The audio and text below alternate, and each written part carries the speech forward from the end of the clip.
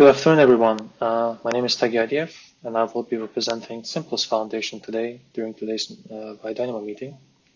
First of all, I would like to thank the organizers for inviting me, and I would like to also sincerely apologize for not being present in person to give my talk and needing to pre-record it. There were some unforeseen circumstances, but I will make sure to join discussions afterwards, and I believe there will be many fruitful topics that will be touched upon. Today, I would like to talk about a topic that I believe could be of interest to BioDynaMo Consortium, namely leveraging machine learning for the agent-based simulations. Before going into the topic on my talk, this is my first time presenting and being present at the BioDynaMo Consortium meetings and seminars. I would like to introduce myself to all of you. I'm Taghi. I am a Chief Technology Officer and a board member within the SCImPULSE Foundation. My experience and interest and the background is mostly focused on artificial intelligence and more so machine learning. The topics that I've had the pleasure to work on are explainable AI, anomaly detection and predictive maintenance, applications of machine learning in medicine, analysis of the imagery data, graph networks, and causality and causal networks as well. BioDynaMo is a very interesting project, and I had the pleasure of being exposed to it and knowing about it for many years now, approximately 6 years or so. During my time that I spent at CERN, and especially CERN's Open Lab division, I did share the floor with the main developers of the BioDynaMo framework, so I got to see the presentations and talk to the developers during its development stage. So I believe BioDynaMo indeed has huge promise. Looking at the paper and the results achieved with the platform, we can easily see that it outperforms the other competitors or other simulation platforms basically that are available. It makes sure that it uses the modern hardware. It can make use of the efficient computations, and with that, it can tackle one of the biggest problems in the agent-based modeling, which is the computational feasibility of some cases and models. The BioDynaMo as a platform, as a framework, has a higher ceiling, as we know, in terms of the maximum number of simulations that can be performed, amount of agents that can be simulated. Regarding this, actually, and why the topic that I'm talking about today, there's also been an interest and a little bit of a push, let's say, in terms of using machine learning in order to tackle the similar problem from a different angle, though. While BioDynaMo focuses more on the computational efficiency, the efficiency of using the modern hardwares to do more computations, let's say, the machine learning has been deployed in order to reduce the number of computations needed, number of simulations required in order to come to some conclusions or do some analysis and understand the emergent behavior behind the agent-based models. The diagram that's shown on the slide is taken from the paper that is referenced below, and it shows the 4 general categories where the synergy between the machine learning and the agent-based modeling can be found today in the research papers. Briefly summarized, let's say, this can be statistical understanding, situational awareness of the agents with ML, with machine learning. It can be behavior intervention with ML when agents have some clear goals to achieve. The machine learning can help them be more adaptive towards that goal and navigate them towards it. The third scenario can be the macro level emergence emulator with ML, and I will be focusing on several papers within this scenario actually for today's talk. In this case, machine learning models are deployed and used in order to predict the outcome of the simulations or to give some context to the outcomes of the simulations. And the fourth scenario is macro level agent-based models decision making with machine learning. So if there's a policymaker, let's say, that defines how agents interact or how agents make decisions, and machine learning can be used also there to optimize that. In order to get a better feeling about different scenarios and to have a very good multidisciplinary review of the different possible cases and options, please refer to the paper reference on this slide. I will only focus on small bits, let's say, here and there. In agent-based simulations overall, the emergence is described by the behaviors of all the microagents. So it's of utmost importance to consider the parameters, conditions, initial conditions of all the agents within the simulation. When we tackle the real-world problems, understandably, the number of agents and the parameters and possible external factors grows heavily.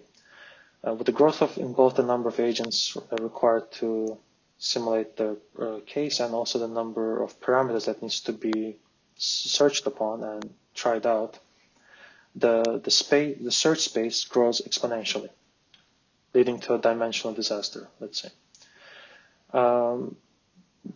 BioDynaMo in this case tackles this by allowing to do more calculations and computations, while with machine learning, what can be done is to try to map the outcome of a simulation, which can be the calibration criterion that's defined by the users. It can be some metrics or statistics gathered from the as an output of the simulation, and to map the given initial parameters or parameter values and the initial conditions of the agents to the output of the variable of interest that comes from the output of the simulation as a result of the simulation. One notable work, which is also referenced on this slide, is coming from Lamperti et al. What they did was they created a meta model using machine learning. In this case, they specifically used extremely boosted gradient trees in order to predict if certain parameter combinations of the agents and the environment satisfies a user-defined calibration criterion.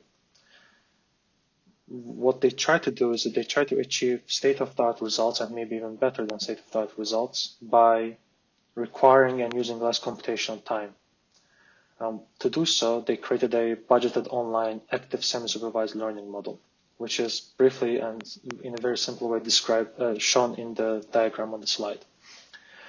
What they do, and the basic logic behind their approach, was to they quasi-randomly sample parameter values and the instances from the full parameter space that they are investigating.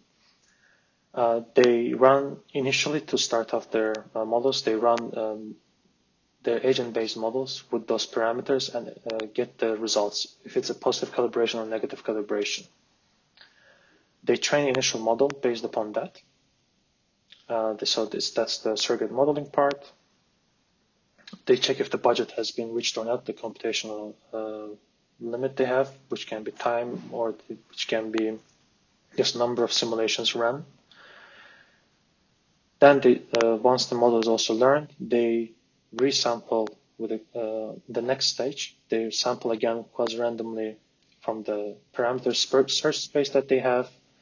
They predict if those parameters will lead to positive or negative calibration. They take the positive ones and then they reveal their true labels by running the actual simulations.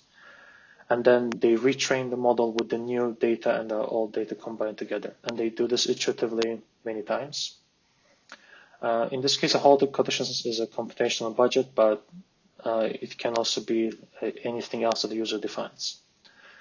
With this approach, they manage to come up with the models that can first give future importance to different parameters and features to give researchers some insight about what is more directly related to the calibration criterion or has more effect on it, let's say. And because they were using the boosted gradient trees, which are white box models, it means that they had a very good explicit understanding of what was going on and what has been learned from the simulation data. Additionally, they could navigate and understand how to go through and search through their parameter space more efficiently by using less computations, which allows this kind of approaches to be used on a more complex systems. needless to say, in their research, the part that took the most time and ate most of the computational budget was a number of simulations and the amount of simulations they could run within a reasonable amount of time. It should also be noted that BioDynaMo can replace this simulation part and allow for larger computational budget, and with that, maybe be able to resolve and solve more complex real-life cases. Because in their research, they focused on a couple cases from econometrics when it comes to more medical cases where more external factors can be of interest. This can be added to the model and then analyzed using a combination of machine learning and agent-based simulation. In this case with the calibration criterion, but in reality, a similar idea can be used for any other kind of optimization. For reference, the paper is on the slide if someone wants to read a bit more in depth how they approached this and what kind of cases they evaluated against. Even though the approach could predict the outcomes of the simulations or understand if the calibration will be positive or negative, it didn't give too much of a context. The future relevance was coming from the trees, but there was no actual causality or no cause-effect relations investigated. On that end, there have been a couple of papers, and one paper to note is one coming from Janssen et al. And in their paper, they focused on the automated analysis of the outputs of the simulations in order to explain and understand the emergent behavior and find the causality and causal relations between the input parameters and output parameters of interest for them. In the shown diagram, we can see the flow of their approach. In this case, they were combining the sensitivity analysis approaches with causal diagram creation and machine learning approaches in order to come up with the more complete diagram at the end. And with this, they could find some causal relations within data. With this, in this case, the machine learning model and in this case, more Bayesian models and causal networks and graphs were used in order to give context to the output of the simulations. So in this case as well, considering BioDynaMo can run a lot of simulations and in an efficient way, this kind of approaches can be used as a post-processing in order to give a bit more context to the researchers and guide them towards which features or parameters are of interest, which sometimes cannot, in a more complex systems, is not a trivial task to find these interesting parameters from the raw data. Final remarks is that this has been a very short, simple, and very focused, let's say, explanation, let's say, or showing of the possibilities of machine learning within agent-based models. BioDynaMo, we know that it can achieve great computation performances with agent-based models already by making use of the different architectures and platforms and optimizations. Overall, machine learning can also be used in order to do similar things. Machine learning as a field has grown a lot, and we know that the machine learning models are very good at detecting patterns, overall detect patterns, predict the outcomes, so do prediction, regression, classification tasks. And with that, they can help the exploration of the parameter space that agent-based models and simulations require. And in some other cases, they can give more context to the output of the simulations or just speed up the simulations by making sure that the search is more oriented and focused. I believe combination between BioDynaMo and machine learning can lead to some fruitful projects, can also lead BioDynaMo to be more powerful. This is the details and concretes, of course, has to be seen and discussed, and there should be more concrete projects. However, I believe there is some potential there because we have seen the normal agent-based models can already benefit from machine learning a lot, and BioDynaMo is known to be more efficient than the usual simulators and simulation approaches, so there should be even more enhancements coming this way. With that, I would like to thank you very much for your attention. I would love to answer any possible questions once I join the seminar or in an offline fashion through emails or through the chat. with that, yeah, thank you very much.